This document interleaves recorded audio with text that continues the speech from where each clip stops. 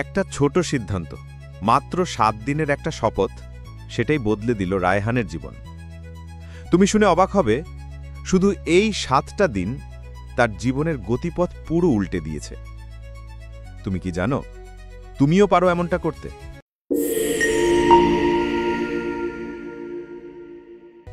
স্বাগতম বই কথার নতুন এপিসোডে।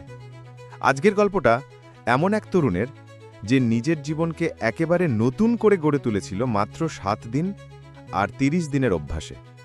যদি মন দিয়ে শোনো, এই গল্পটা হয়তো তোমার জীবনের সবচেয়ে বড় অনুপ্রেরণা হয়ে উঠতে পারে। 7 দিন, 30 দিন আর একটি বদলে যাওয়া জীবন। একটা আসল জীবনের গল্প বলবো আজ, যেটা যদি তুমি মন দিয়ে শোনো, সেটা তোমার নিজের জীবনটাও বদলে দিতে পারে। শুধু একটা সিদ্ধান্ত, মাত্র 7 দিনের একটা শপথ, এতটুকুই দরকার ছিল রায়হানের জীবনের মোড় ঘুরে যাওয়ার জন্য।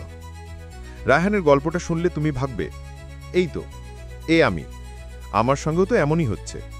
একঘেয়ে জীবনের ক্লান্ত সকাল। রায়হান 26 বছর বয়স, ঢাকার একটা ভাড়া বাসায় থাকে। ভালো কোনো চাকরি নেই। সকালটা শুরু হয় দুপুরে আর রাত শেষ হয় মোবাইল স্ক্রল করে। ঘুম ভাঙে 11টায়। ঘরে একটা সিলিং ফ্যান ঘুরে, তবু মনে হয় গলা শুকিয়ে আছে। আয়নায় নিজের ক্লান্ত মুখ দেখে হঠাৎ নিজেকেই জিজ্ঞেস করে, এটাই কি আমার জীবন? মা ফোন করে বলে, তোর মতো ছেলে কই পাই? কিন্তু বাবা, সময়টা এমনই, কিছু একটা কর।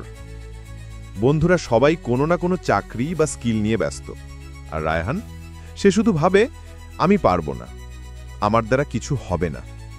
একদিন রাতে হঠাৎ ফেসবুকে একটা পুরনো বন্ধুর ভিডিও দেখে থমকে যায়। বন্ধুটাও তো একসময় ওর মতোই হতাশ ছিল। এখন সে নিজের কাজ শুরু করেছে, হাসছে, বলছে, তুইও পারবি ভাই। সেই মুহূর্তেই একটা অদ্ভুত তীব্র কিছু জেগে ওঠে ওর ভেতরে। 2, একটা প্রশ্ন, তুই কি পারবি না?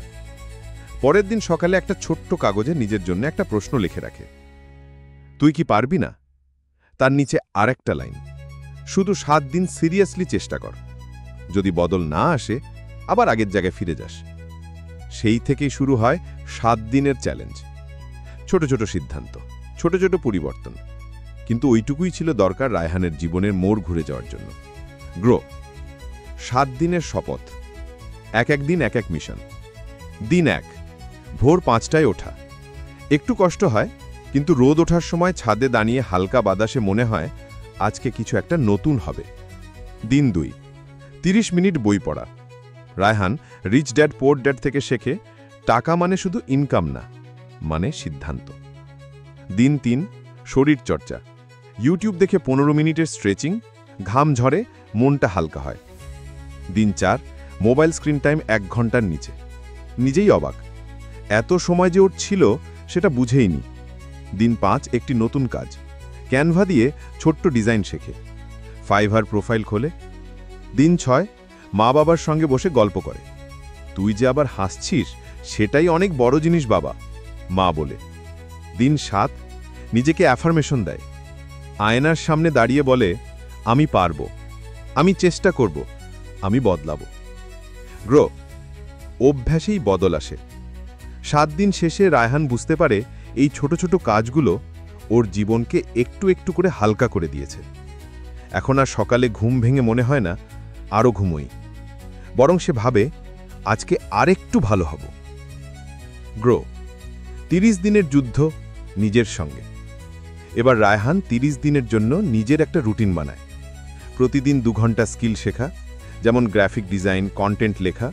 1 ঘন্টা শরীরচর্চা, স্ক্রিন টাইম 2 ঘন্টার নিচে। একটি ছোট কাজ, ক্লায়েন্ট খোঁজা, পোস্ট করা, ছোট ইনকাম ট্রাই করা। প্রতিদিন রাতে একটি গ্র্যাটিটিউড লেখা, যে আজকের দিনের জন্য ধন্য আমি। 20 দিনের মাথায় ফাইভারে প্রথম অর্ডার পায়। $5 কাজ, কিন্তু ওর চোখে জল চলে আসে। শেষ কথা, যদি তুমি এখান পর্যন্ত শুনে থাকো, তাহলে একটা অনুরোধ, আজই একটা ছোট চ্যালেঞ্জ নাও। একটা বই পড়া, 30 মিনিট হাঁটা, একটা কাজ শেখা, শুধু একটা নতুন অভ্যাস শুরু করা। এটাই হোক তোমার 7 দিনের যাত্রার শুরু। তুমি পারবে, তুমি বদলাতে পারবে। নিজেকে এখনই জিজ্ঞেস করো, আমি কি আজ থেকে শুরু করতে পারি না?